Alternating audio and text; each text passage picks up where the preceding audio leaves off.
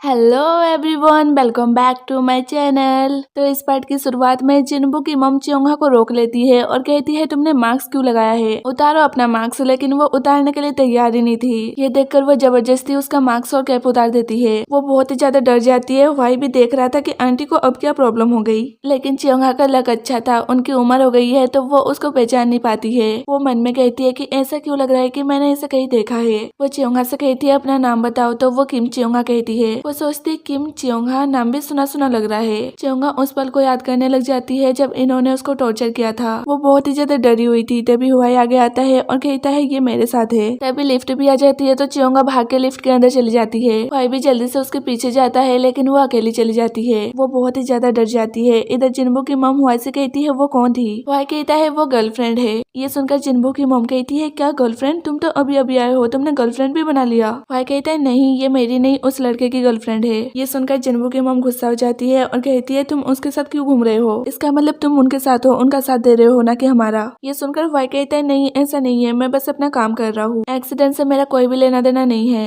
वो कहती है झूठ मत बोलो और अपने मैनेजर को चियोंगा को पकड़ के लाने के लिए कहती है। चियोंगा बाहर आके जिन्बू के मॉम के मैनेजर से छुपने लगती है। दूसरी तरफ चियोंगा की मॉम भी हॉस्पिटल आई थी अपना कुछ इलाज करवाने के लिए। वो बहुत ही सैड बैठी हुई थी क्योंकि उनके घर में पैसे की कमी हो रही है। उधर ही सियोल भी बैठी हुई थी। वो बहुत ही टेंशन में थी क्योंकि जिन्बू के मॉम ने उसका कार्ड भी ले लिया है। उसके पास भी अब ज्यादा पैसे नहीं है। वो जाने लगती है तभी वो अपनी मॉम को देखती है। वो इतने दिनों बाद अपनी मॉम को ऐसे देखकर बहुत ही ज्यादा सैड हो जाती है। उसकी मॉम अपने से बातें कर रही थी कि मैं घर चलाने के लिए पैसे कहाँ से लाऊंगी। सियोल ये सब बातें सुन लेती है। तभी उसकी मॉम की नजर उस पे आती है। वो सियोल को देखकर बहुत ही ज्यादा खुश हो जाती है। वो उसके पास आने लगती है तो सियोल कहती है वहीं पर रुक जाओ, अब ऐसा मत दिखाइए कि आप मेरी मॉम है। मैं नहीं चाहती कि किसी को पता लगे कि मैं आपकी बेटी हूँ। वो कहती है ठीक है, लेकिन प्लीज तुम मुझे एक बार अपना चेहरा दिखा दो। ये सुनकर वो अपना सनग्लासेस उतारती है। उसको देखकर उसकी मम बहुत ही ज्यादा इमोशनल हो जाती है। सियोल को भी बहुत ही रोना आ रहा था, लेकिन वो कंट्रोल कर रही थी ताकि उसकी मम को पता न चले कि वो उनको मिस करती है। इसके बाद वो अपनी मम को नीचे लाती है और टैक्सी रुकवा के उनको टैक्सी में बिठा देती है और कहती है प्लीज आप जाइए, नहीं तो जिन्बू की आंटी आपको देख लेगी। वो कहती है लेकिन बेटा तुम बहुत ही टेंशन में लग रही हो, क्या तुम्हें मेरी कोई मदद चाहिए।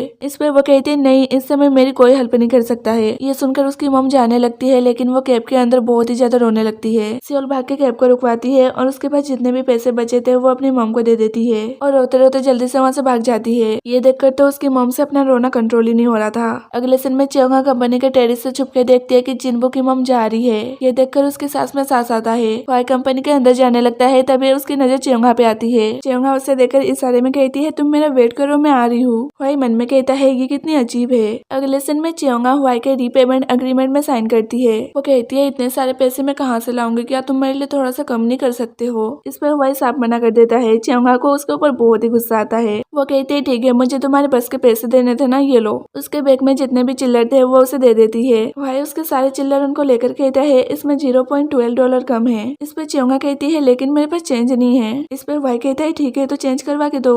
चियोंगा सोचती है कि ऐसा इंसान है $0.12 भी छोड़ नहीं सकता है। चियोंगा उसे कॉफी शॉप में लाती है ताकि कॉफी खरीद के वो उसको चेंज दे सके। वो उससे पूछती है तुम कौन सी कॉफी पियोगे। इस पे वो कुछ नहीं कहता और अपने फोन में घुसा देता है। चियोंगा फिर से पूछती है तुम्हें अमेरिकानो पीना है कि लाते, लेकिन इस पर भी वो उसे इग्नोर करता है। ये देखकर चियोंगा को बहुत ही गुस्सा आ रहा था। वो कहती है तुम हैंडसम हो तो इतना नखरा दिखाओगे। ये सुनकर भाई अपना फोन चलाना बंद करता है और कहता है 1 अमेरिकानो। चियोंगा झुककर भाई का ID कार्ड देखने लगती है तो वो कहता है तुम ये क्या कर रही हो। वो कहती है मैं तुम्हारी फोटो देख रही हूँ, फोटो से ज्यादा तुम रियल में हैंडसम दिखते हो। अब वो क्या ही कहे, वो कुछ नहीं कहता है। तो फिर चियोंगा के पास जैसे चेंज आते हैं वो हुआई को दे देती है। हुआई कहता है चलो मेरे पैसे तो मिल गए, गुड बाय। ये कह के वो चला जाता है। चियोंगा उसके पीछे पीछे भागती है और कहती है रुको अपनी कॉफी तो लेके जाओ, लेकिन वो नहीं रुकता है। चियोंगा कहती है बस $0.12 के लिए मुझे इतना महंगा कॉफी खरीदना पड़ा, और तो और उसने पिया भी नहीं, पी लेता तो क्या जाता। दूसरी तरफ सियोल अपने मॉम से इतने सालों बाद इस तरह से मिलकर बहुत ही ज्यादा रो रही होती है। तभी वहाँ पर तेरेंग और उसके डैड आते हैं। तेरेंग के डैड उसे रोते हुए देखकर उसके पास जाने वाले थे, लेकिन तेरेंग उन्हें रोक लेता है और अपने डैड से इशारे में कहता है हमें उसे परेशान नहीं करना चाहिए, लेकिन वो खुद उसको रोते हुए देखकर परेशान हो जाता है। उसकी मॉम तो उसका चेहरा देखकर ही समझ गई थी कि कुछ तो गड़बड़ है,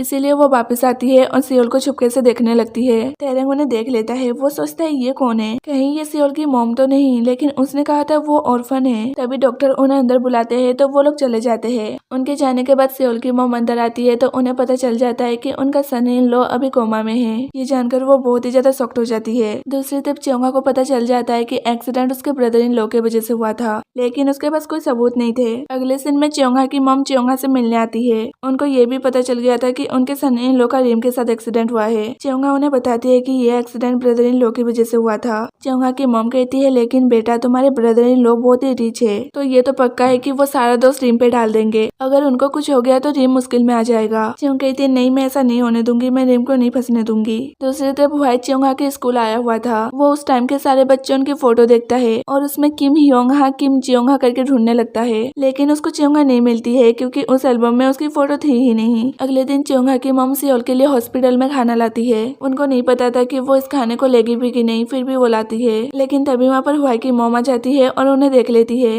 वो उन्हें रोक के कहती है क्या आप किम चियोंगा की मॉम हो? चियोंगा की मॉम डरते हुए कहती है हाँ, लेकिन हुआई की मॉम उनसे मिलकर खुश होती है। वो कहती है बहुत सालों बाद मिल रहे हैं, क्या हम थोड़ी देर बैठ के बात कर सकते हैं? चियोंगा की मॉम उन्हें देखकर डरी हुई थी, लेकिन वो मना नहीं कर पाती है। भाई की मॉम पूछती है चियोंगा आप कैसी है, उसकी लाइफ कैसे चल रही है? चियोंगा की मॉम कहती है उसकी लाइफ चल नहीं रही है, वो खींच खींच के अपनी लाइफ को चला रही है। वो दिन भर जॉब के लिए मेहनत करती रहती है। भाई की मॉम हैरान होकर कहती है क्या उसे अभी तक जॉब नहीं मिला? चियोंगा की मॉम कहती है नहीं, उसने कॉलेज नहीं पढ़ा है, वो घर से ही पुलिस की जॉब के लिए पढ़ाई कर रही है। ये सुनकर भाई की मॉम उसके लिए बहुत ही ज्यादा सैड होती है। वो कहती है क्या मैं उससे मिल सकती हूँ? तभी वहाँ पे सियोल आ जाती है। वो अपनी मॉम और भाई की मॉम को एक साथ देखकर एकदम डर जाती है। भाई की मॉम चियोंगा की मॉम से कहती है ये मेरी नेफ्यू की वाइफ है। वो एक दूसरे से एकदम स्ट्रेंजर की जैसे मिलते हैं। चियोंगा की मॉम कहती है मुझे लेट हो रहा है, मुझे जाना चाहिए, और वो जल्दी से वहाँ से चली जाती है। भाई की मॉम उन्हें देखकर हैरान होती है कि इन्हें क्या हो गया। सियोल भी कुछ बहाना करके वहाँ से चली जाती है। तभी भाई की मॉम देखती है कि चियोंगा की मॉम अपना मोबाइल भूल के चली गई है।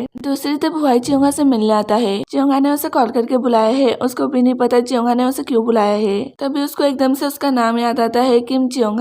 वो मन में कहता है किम हियोंग किम जियोंग, कहीं किम जियोंग तो नहीं है। और ये पार्ट यहीं पर खत्म हो जाता है। तब तक के लिए bye bye and take care.